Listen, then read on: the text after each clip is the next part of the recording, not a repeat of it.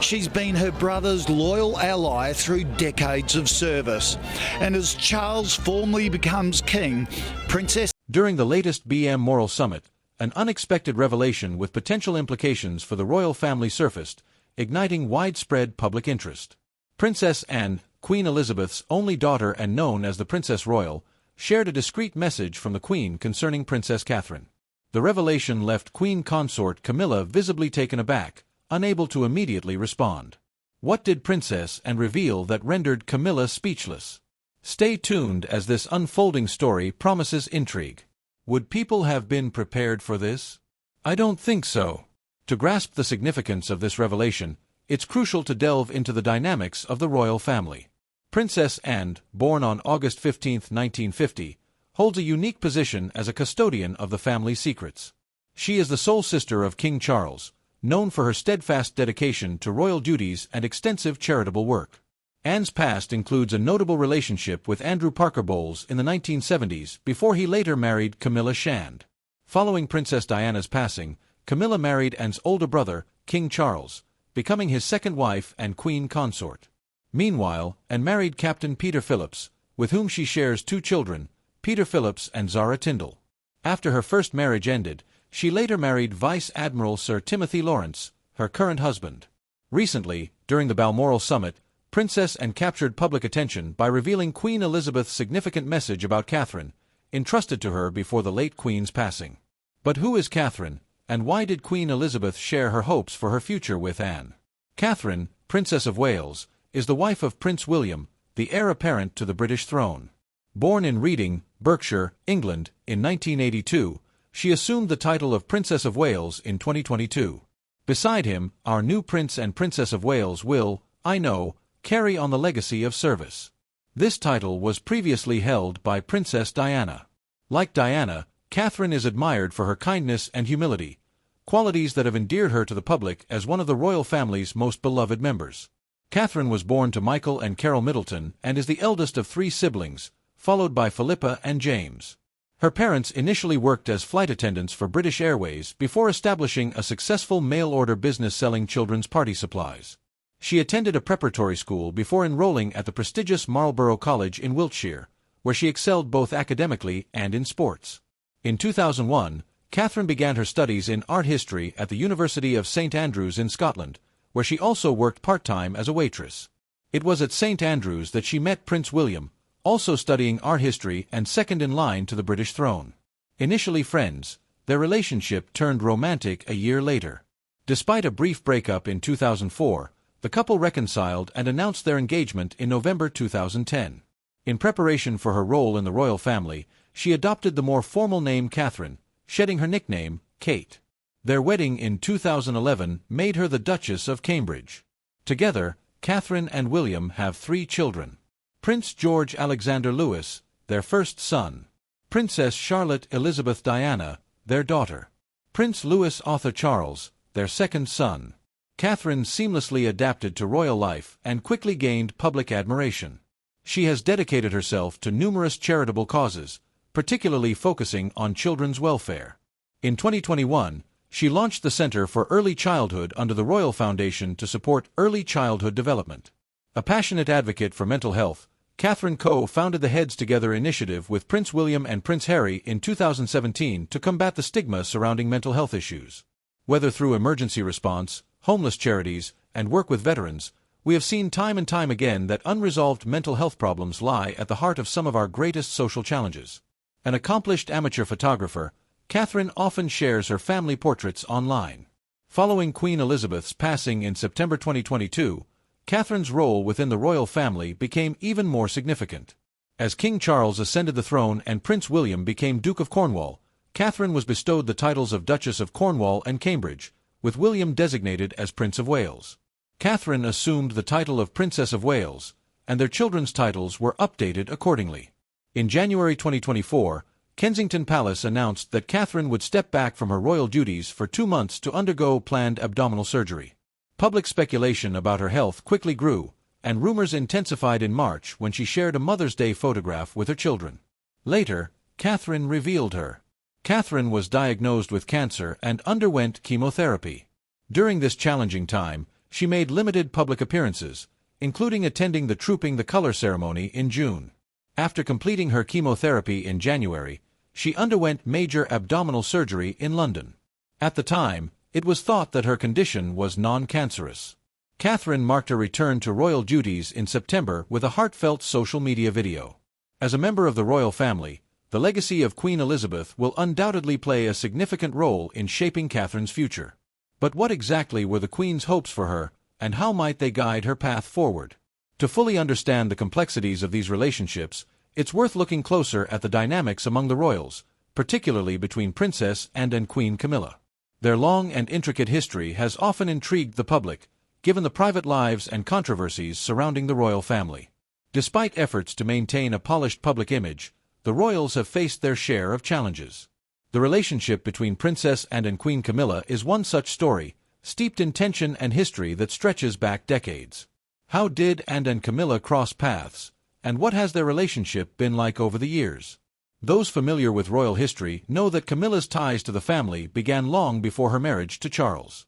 In the 1960s, Camilla was part of an elite social circle, attending high society events like polo matches. It was at one such match in 1970, through none other than Anne, that Camilla first met Prince Charles. At the time, Anne was romantically involved with Andrew Parker Bowles, a major in the Royal Horse Guards and a member of Charles's polo team. Through Anne's relationship with Andrew, Camilla and Charles grew closer, sparking the beginnings of their now famous connection. However, Anne's rapport with Camilla was strained from the start, creating a complex dynamic that would unfold over the decades. Camilla's growing closeness to Charles created a complicated dynamic within the royal family. Andrew Parker Bowles, a close friend of Charles, had also dated Princess Anne before becoming romantically involved with Camilla. Andrew Parker Bowles is attending as well. I think that shows you another demonstration of a blended family. We've seen that Prince George is going to have a part, and certainly Camilla's grandchildren as well. And these two families coming together to try and support each other. Anne and Andrew's on-again, off-again relationship lasted 7 years. Charles's interest in Camilla was delayed by the demands of his naval career, which kept him away for extended periods. In 1973, while Charles was on a long naval deployment, Camilla rekindled her romance with Andrew Parker Bowles. By March, Andrew proposed, and the two were married in a grand ceremony on July 4, 1973, at the Guards Chapel. The reception, held at St. James's Palace, was attended by several royals, including Anne. Though speculation about jealousy swirled, Camilla's quick engagement and marriage to Andrew raised eyebrows, with rumors suggesting it may have been a response to Anne's relationship with Andrew. According to some sources, Camilla's actions were seen as retaliatory, allegedly intended to spite Andrew, who still had feelings for Anne. Others speculated that her growing closeness to Charles was partly motivated by unresolved tensions in her relationship with Andrew.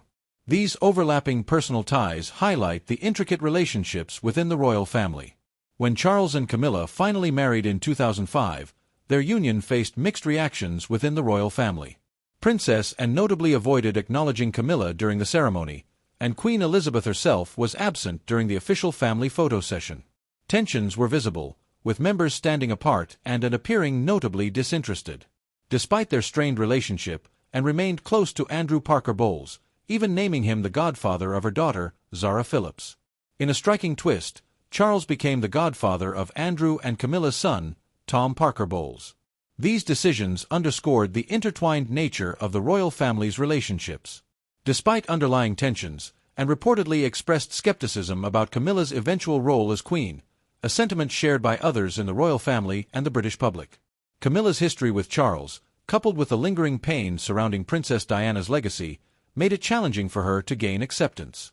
Over time, public perception of Camilla shifted as she immersed herself in charity work, championing causes like literacy and domestic violence prevention. Despite her efforts, the friction between Anne and Camilla symbolized broader struggles within the family. While Camilla faced challenges integrating into the royal family, Catherine, Princess of Wales, formed a strong and enduring bond with Queen Elizabeth. Over the years, Queen Elizabeth and Catherine developed a deep relationship, marked by thoughtful gestures and significant moments of trust. May I now draw this event to a close by inviting Your Majesty to unveil the plaque formally to open King's College London at Bush House. Queen Elizabeth often gave Catherine meaningful gifts, including a deeply symbolic one just before her passing. According to reports, the Queen allowed Catherine and Prince William to host a joint 40th birthday celebration at one of her royal residences. On this occasion, Queen Elizabeth presented Catherine with pieces from her personal jewelry collection. The most emotional gift was the coronation necklace and earrings, a diamond set that had been worn by generations of queens. The Queen requested a private conversation with Catherine and asked her to promise to wear the set when William is crowned. This gesture cemented Catherine's place in the monarchy's future. The coronation jewelry, steeped in history, held deep sentimental value, having been worn by Queen Mary, the Queen Mother, and Queen Elizabeth herself. The Queen's words to Catherine, "It's only right that you are the next queen to wear them," highlighted the trust and hope she placed in her. Catherine reciprocated with thoughtful gestures, such as a homemade Christmas gift that touched the Queen's heart. Since marrying Prince William in 2011, Catherine sought guidance from Queen Elizabeth, developing a close bond rooted in respect and admiration. This relationship continues to shape Catherine's role as a central figure in the royal family. As Catherine embraced her role as a senior royal, Queen Elizabeth saw her as a key part of the monarchy's future, placing significant trust in her and William's judgment. Catherine often sought the Queen's guidance on speeches, palace dynamics, and protocols. In turn, the Queen took pride in mentoring her on royal life. William and Catherine's love story began during their university days, but their formal introduction to the Queen came much later. Although both graduated in the same ceremony attended by the Queen, their first official meeting occurred years later. Reflecting on this moment during their engagement interview, William recalled, "I first met her at Peter and Autumn's wedding. She was very friendly." Well, I first met her at, Peter and Autumn's wedding, and again it was in amongst a lot of other guests, and, she was very friendly, and, it was fine. Catherine's relationship with Queen Elizabeth deepened as she joined the royal family. The Queen's subtle guidance helped prepare Catherine for her future role as Queen Consort. Their shared love of photography further strengthened their bond. Queen Elizabeth, an avid photographer since receiving her first camera as a child, admired Catherine's Hold Still photography project, which captured life during lockdown in Britain. The Queen also appreciated Catherine's thoughtful gestures, such as the homemade chutney she gifted early in their relationship. These small acts helped build their connection. The two women even coordinated outfits for royal appearances, ensuring they appeared regal yet modest. Their shared values of simplicity and dedication to public service became a foundation for Catherine and William's approach to family life. Catherine's loyalty and service were formally acknowledged in 2019 when Queen Elizabeth awarded her the Dame Grand Cross of the Royal Victorian Order, the highest personal honor the Queen could bestow. This accolade highlighted Catherine's growing significance within the royal family and underscored the trust the Queen placed in her. Despite joining the royal family during a time of intense public scrutiny, Catherine stayed true to herself. Her modern approach to royal duties, sincerity, and dedication won public admiration. The bond between Catherine and Queen Elizabeth evolved amid these challenges, with their relationship rooted in mutual respect and shared ideals. At the Balmoral summit, Princess Anne revealed a surprising wish from Queen Elizabeth, her hope for Catherine to one day become a queen in her own right. This revelation suggested a vision for Catherine to assume full monarchical responsibilities beyond the traditional supporting role of Queen Consort when William ascends the throne. This news shocked Queen Camilla, who had worked tirelessly to establish her place in the royal family. Camilla reportedly viewed the Queen's wish as a slight, undermining her years of dedication. During the summit, Camilla argued that entrusting the monarchy's full weight to Catherine, whom she considered inexperienced, was unwise. She questioned Catherine's readiness for the role, exposing internal family tensions. To further complicate matters, Prince William proposed a financial review to modernize the monarchy. His plan included reducing royal expenses, cutting back on the workforce, and giving younger family members more active roles. While many viewed this as a progressive move, Camilla strongly opposed it. The decision to reduce funding for some relatives while increasing responsibilities for figures like Catherine further amplified Camilla's concerns about losing influence. Rumors of tension between Camilla and Catherine had circulated for years, driven by their contrasting personalities and public perceptions. Catherine's growing prominence as a beloved royal and her alignment with Queen Elizabeth's legacy only intensified these dynamics. Balancing the Queen's vision for Catherine with the family's internal politics became a significant test for the monarchy's leadership as they navigated these delicate challenges. "We are celebrating something which is really an accident of birth, over which I have no control, and for which I seriously owe one very important thank you," which is to my mother and father. The Balmoral Summit, an intimate gathering of the royal family held annually at the Scottish estate, has always been a setting for reflection, discussion, and decision-making. However, the 2024 summit marked an unprecedented moment in the monarchy's history. Princess and revealed Queen Elizabeth's secret wish, a vision for Catherine, Princess of Wales, to one day assume a role beyond that of queen consort, taking on full monarchical responsibilities. This revelation sent ripples through the family, igniting debates about tradition, modernization, and the balance of power within the royal household. It wasn't merely about succession, it was about redefining the very essence of the monarchy for the next generation. For Queen Camilla, this disclosure came as an unwelcome surprise. Having spent decades carving out her place in the royal family, she had worked tirelessly to earn public trust. Her charitable work, particularly in areas such as domestic violence prevention and literacy, had been a cornerstone of her efforts to reframe her image, from the other woman to a compassionate, dedicated royal. Yet, the late Queen's wish seemed to diminish her role, suggesting that Catherine would be entrusted with responsibilities that Camilla herself had never been granted. To Camilla, this felt like a personal betrayal. Despite her years of dedication, this vision implied that Catherine was seen as the true future of the monarchy, not her. During the summit, Camilla reportedly argued that Catherine lacked the experience to handle the weight of the monarchy and that such a move could destabilize an institution already under immense public scrutiny. Her frustrations were not purely personal. Camilla's concerns also reflected a generational divide within the royal family. To her, the monarchy's strength lay in preserving its traditions and structure. She feared that entrusting Catherine with so much authority, especially so early, might compromise its stability. While Camilla wrestled with feelings of exclusion, Catherine quietly demonstrated why she had earned Queen Elizabeth's trust. Throughout her years in the royal family, Catherine had steadily embraced increasing responsibilities, showing both grace and a modern approach to her duties. Her initiatives, such as promoting early childhood development and mental health awareness, positioned her as a forward-thinking royal who connected with the public in ways that felt authentic and relatable. Unlike the dramatic arrival of past royals into the public eye, Catherine's approach had been deliberate and understated. This gradual rise had earned her respect not only within the family but also among a global audience. At the summit, she chose not to engage in open conflict with Camilla but remained composed, letting her record speak for itself. Catherine's ability to navigate the tension without overtly challenging Camilla reflected her understanding of the delicate balance required within the royal family. This approach, many believed, echoed Queen Elizabeth's own style of leadership, quiet, steady, and unwavering. The Balmoral Summit also highlighted a broader philosophical divide within the royal family. On one side were the traditionalists, who saw the monarchy as a steadfast institution that should resist rapid change. Camilla, having grown up in an era where royal roles were rigidly defined, embodied this perspective. To her, the monarchy's strength lay in its ability to remain consistent, even in a rapidly changing world. On the other side were figures like Prince William and Catherine, who believed that the monarchy needed to evolve to stay relevant. William's proposal to streamline royal operations and reduce expenses was a direct challenge to the status quo. He argued that the monarchy must embrace efficiency, cut back on unnecessary expenditures, and bring younger royals into active roles to connect with modern audiences. This debate exposed fault lines that extended beyond individual relationships. The traditionalists. Some worried that too much modernization could dilute the monarchy's authority, while reformists saw inaction as the greater threat, risking alienation from the public. Catherine's growing prominence symbolized this push for renewal, further complicating her relationship with Camilla. For Camilla, the summit underscored her precarious position within the royal hierarchy.